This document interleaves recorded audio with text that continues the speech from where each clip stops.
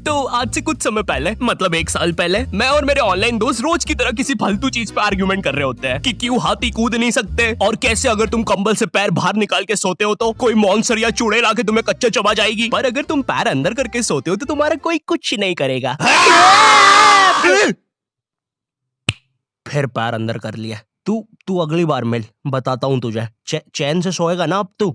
ले तेरा light on कर दिया, अब ठंड में बिस्तर से उठना पड़ेगा। ले तेरा पंखा भी ऑन कर दिया अब तो ऐसी किसी बात पे आर्ग्यूमेंट चल रहा होता है, तो उसी बीच न जाने मेरे दिमाग में क्या आता है और मैं बोलता हूँ, तुम लोग अच्छे लोग हो, हमें मिलना चाहिए। ये सुन के भैया सन्नाटा मच गया। हाँ क्या बोला तूने? आयु तुझे पता है ना ऑनलाइन दोस्त कभी मिल नहीं सकते। इनफैक्ट ऑनलाइन दोस्त जैसी तो कोई चीज ही नहीं होती, हम सब तो रोबोट है। आयु तू हमारा दोस्त हो ही नहीं सकता, हम जा रहे हैं। फिर उन लोगों ने एक दूसरे के गले में हाथ डाला और न जाने क्यों गुस्से में डोरेमोन का थीम सॉन्ग गाने लग गए, वो भी तमिल में।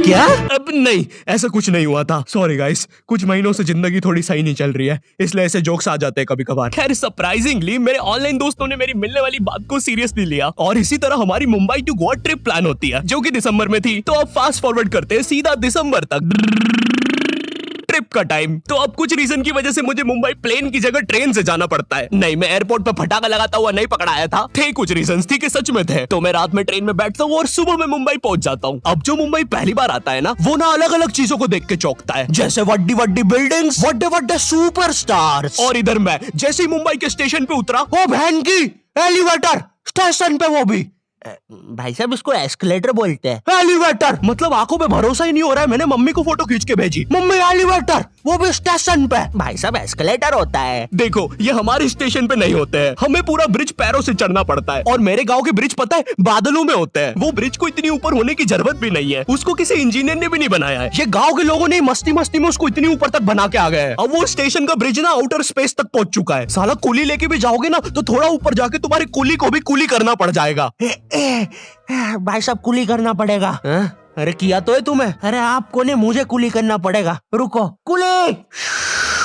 हाँ जी भैया, इन्हें ऊपर तक छोड़िया हो यार। अरे पागल हो क्या मियाँ, ऊपर तक जाना है तो स्पेस सूट किधर है तुम्हारा? और ऑक्सीजन सिलेंडर लेके आए कि नहीं? ऊपर ऑक्सीजन बहुत कम है, हम लोग क्या बहुत ऊपर खड़े हैं मियाँ। देखो यहाँ से वो माउंट एवरेस्ट भी दिखता है। देखो आज की रात तो हमें ये सीढ़ियों पे सो के गुजारनी पड़ेगी। ऊपर पता नहीं कहाँ के खूंखार जानवर घूमते हैं। और सबसे जरूरी बात, हम लोगों के बीच में मैं सोऊंगा। मुझे मुंबई से अपने स्टेशन जाने में 10 घंटे लगते हैं और फिर अपने ही शहर के स्टेशन से घर जाने में 6.25 महीने। अब तुम बोलोगे नॉट योर टाइप, तो बहुत ही विलेज पीपल है। हाँ तो ठीक है, हूँ मैं, नहीं होते हमारे यहाँ पे एक्सेलरेशन। भाई उसको एस्केलेटर। वीडियो को आगे बढ़ाते हैं। मुंबई जाने से पहले मुझे ऐसा लगा था कि वहाँ पे सब लोग मचाएंगे, येड़े चाले सीधे चाले, इस तरीके से बात करते होंगे। तो मैं भी ना फुल रेडी था। मैं स्टेशन से बाहर निकला और एक ऑटो रोका। तो सबसे पहले तो मैंने अपनी ट्रेन में खरीदी हुई 24 कैरेट आइस डायमंड चेन आगे करी। मैंने 20 रुपए में खरीदी थी, आगे अपना टाइम आएगा भी लिखा था, क्योंकि मुंबई में थे यार, थोड़ी अमीरी दिखनी चाहिए। कौन है अंबानी? है किधर रहता है वो? है क्या उसके पास ये? तो वो ऑटो वाला पूछता है किधर जाओगे? इधर मैं फुल मुंबई के स्वैग में। क्या बोलते ऑटो वाले चाचा, अंधेरी चलोगे क्या? चलो ना, मचाते ना अंधेरी में चल के। अंधेरी में तुम उजाला लेके आओ। ऑटो में क्यों बैठे हो? लैम्बोर्गिनी लाओ। ये अंधेरी में तुम आओ। क्यों चाचा? अरे भाग मादर है, कड़कती धूप में मुजरा दिखा रहे मेरे को। अभी भी ज्यादा दूर नहीं गए, ऑटो से चीप सकता हूँ। हम लोग हमारी मुंबई के अपार्टमेंट आ जाते हैं, वहाँ पर थोड़ा सा रेस्ट करते हैं, क्योंकि स्टेशन से अपार्टमेंट तक तो हम भगते भगते आए थे। वो ऑटो वाला पीछे पड़ा था ना। क्यों पीछे पड़े हो हमारे? जाओ ना। नहीं मजाक कर रहा हूँ। 700 रुपए की टैक्सी करनी पड़ी थी अपार्टमेंट तक। 700 रुपए की। 700 रुपए पता भी है कितने होते हैं? 700 रुपए में पता है तुम मुंबई में क्या क्या कर सकते हो? तुम कर सकते हो 700 रुपए में तुम 700 रुपए में वापस उसी टैक्सी में बैठ के स्टेशन जा सकते हो। भाई साहब मैंने 750 कर लिया है रेट। कितनी महंगी है मुंबई।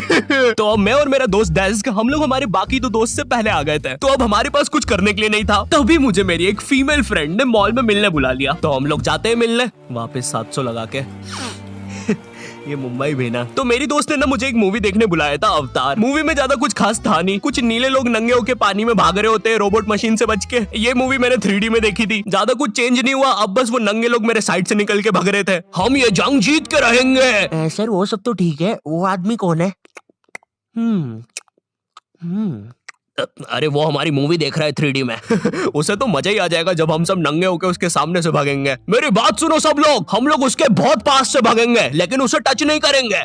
जिमी मैंने तो अपने हाथ भी गीले कर लिए सूसू से। जैसे ही मैं नंगा होकर उसके पास से भागूंगा अपने हाथ उस पे लपलपा दूंगा। चीटों से उसे लगेगा मूवी और रियल है। मेरी जिस फ्रेंड ने मुझे मॉल में बुलाया था उस दिन उसका बर्थडे था और मैं इधर बेशरम बेहया खाली हाथ गया था, बिल्कुल उस लेंडू बच्चे की तरह जो बर्थडे पार्टी में खाली हाथ आ जाता है। फ्री का नमकीन और केक दे दो बस उसे। तो ये बच्चा इधर मैं था। चीजें अभी इधर खत्म नहीं हुई है। उस बंदी ने फिर मुझे गिफ्ट दे दिया।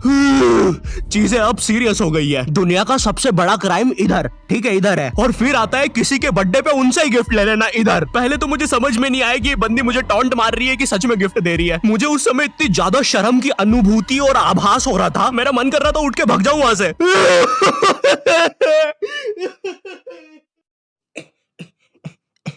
अरे वो बाहर बहुत गर्मी है ना, इसलिए मैंने सोचा स्प्राइट पी लूं आके। और पेरी पेरी फ्राइज भी मेरे फेवरेट है। देखो अगर उस टाइम में चाहता तो अपने पीछे वाले जेब से बटवा निकाल के एक 50 का करारा नोट और 1 रुपया लगा के बड्डा लिफाफा बना के उसे दे देता, लेकिन मैं कोई 80 साल का दादाजी नहीं हूँ और वो भी मेरी पोती नहीं है, तो अब मैं कुछ कर नहीं सकता था। इसलिए मैंने बेशर्मों की तरह उसका गिफ्ट ले लिया और कमियां भी निकाल रहा हूँ। घड़ी तो अच्छी लाई हो तुम, लेकिन फास्ट ट्रैक की लाती तो अच्छी है घड़ी। रात तक मेरे बाकी दोस्त भी आ गए थे, तो फिर हमने मुंबई की फेमस जगह, अरे वहीं जहाँ सब लोग जाते हैं घूमने के लिए, वहाँ घूमना स्टार्ट कर दिया। लेकिन जब तुम तुम्हारे दोस्तों के साथ रहते हो तुम्हारे दिमाग में मस्ती रहती है। तो एक मॉल में हमें एक सांड वाला झूला दिखता है। अब उसे देख के एक 21 साल का मैच्योर आदमी क्या करता, पापा बहुत बीमार है, बहन की भी शादी करवानी है, मुझे लगता है सांडू मैं तुम पे घूमी घूमी करने के लिए थोड़ा बड़ा हो चुका हूँ। लेकिन मेरे 21 साल के दोस्त ने क्या किया, घूमी घूमी। अब यहाँ एक सांड को दूसरे सांड पे चढ़ता हुआ देख हमें भी मस्ती छूटी। हम भी भाग के वो झूले के पास, भैया और तेज चलाओ, भैया और तेज, भैया और चलाओ तेज। मैं मुंबई में एंग्री प्रास से भी मिला था। उन्होंने मुझे अपनी बिल्ली से खेलने दिया था और अपना मास्क भी पहनने दिया था। अच्छा चलो मास्क मैंने बिना पूछे पहन लिया था, कैमरा फुटेज में तो आ ही गया हूँ मैं वहाँ पर अपने मैनेजर सौरभ भैया से भी मिला था। हम लोग मुंबई में लास्ट में जूहू बीच पर गए थे। वहाँ पर सब कुछ बढ़िया था, ठंडी ठंडी हवाएं चल रही थी, सब कुछ बढ़िया था। लेकिन फिर आसमान में कहीं से उड़ने वाली बंदर प्रजाति छा गई। ये बंदर प्रजाति फुग्गे की बनी थी। मेरा नाम है बुबली बंदर, मैं इंसानियत पे कब्जा करने आया हूँ, तो चुपचाप अपने घुटने।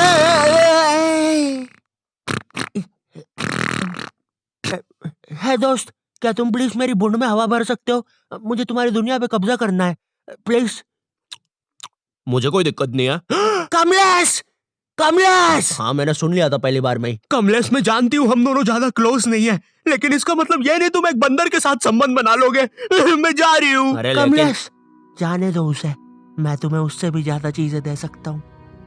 मुंबई के बाद हम लोग निकलते हैं गोवा के लिए। गोवा काफी चिल जगह थी। मैं वहाँ पर काला भी हो गया था दिन भर बीच पर धूप में भटकने के कारण। सच में वहाँ पर धूप तो बहुत ही ज्यादा थी, मतलब इतनी ज्यादा कि जमीन के अंदर से लोग बाहर आ रहे थे या अंदर जा रहे थे। कोई मुझे बताएगा ये क्या हो रहा है यहाँ पे? गोवा में तुम ऐसे बीच पे राइड्स वगैरह कर सकते हो, जैसे जेट स्की। इसमें ना तुम्हें आगे टंकी पे बिठा लेंगे बच्चे की तरह और पानी का एक चक्कर काट के वापस ले आएंगे। ये चलो ना। अरे हो गया भैया। अरे हम तो किनारे से ही वापस आ गए। इसके बाद आती है कुछ जानलेवा राइड्स, डेंजर राइड, जिसमें तुम्हें बोट से समुद्र के बीचों बीच ले जाएंगे और पतंगा बना के उड़ा देंगे। एक और चीज रहती है, जब तुम समुद्र के बीचों बीच पहुंचते हो ना, तो वो बोट वाला तुमसे पूछता है कि तुम्हें पानी में जाना है क्या। तो अब यहाँ पे जिसको तैरना नहीं आता है वो तो कुछ नहीं बोलेगा, लेकिन उस समय मेरे दिमाग में पता नहीं क्या चल रहा था कि मुझे पूरे गोवा के एक्सपीरियंस लेने हैं। मुझे तैरना नहीं आता है, मैं उतर गया समुद्र में। शुरुआत के 2.25 सेकंड तो कुछ भी नहीं हुआ, फिर पानी मुझे नीचे खींचने लगता है। ये तो कुछ भी नहीं, अब मैं बोट से भी दूर जा रहा हूँ धीरे धीरे। भैया भैया भैया भैया घंटा नहीं सुन रहा मेरी बात, मेरी इधर फटी पड़ी है, मैं कुछ भी चिल्ला रहा हूँ पानी में। भैया बीमारी है मुझे, ले लो ऊपर। भैया मैं माँ बनने वाला हूँ, ऊपर लो। उस समय कोई दूर से शार्क वार्क भी देख रहा होता ना तो उसे भी दया आ जाती। ओए बच्चे को क्यों परेशान कर रहे हो बे, चलो ऊपर लो इसको, खा लूंगा वरना इसे। चलो बेटा ऊपर चढ़ो तो। हाँ चलो चलो। जैसे तैसे वो बोट वाले ने मेरे को ऊपर लिया। अरे भैया क्या बच्चे ऐसे चिल्ला रहे थे, स्विमिंग सिखा रहे थे तुमको? अच्छा समुंदर में, वो भी तेरे को ड्राइविंग सिखाने का बोलता तो तू तो रॉकेट में बिठा देता मेरे को।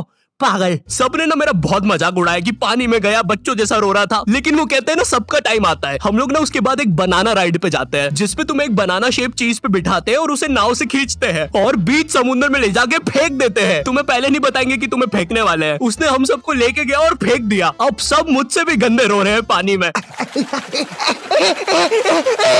भैया हम मर गए, हम मर गए। पीछे लाइफ गार्ड आ रहा है। अरे भैया इतनी दूर जाओगे तो सच में मर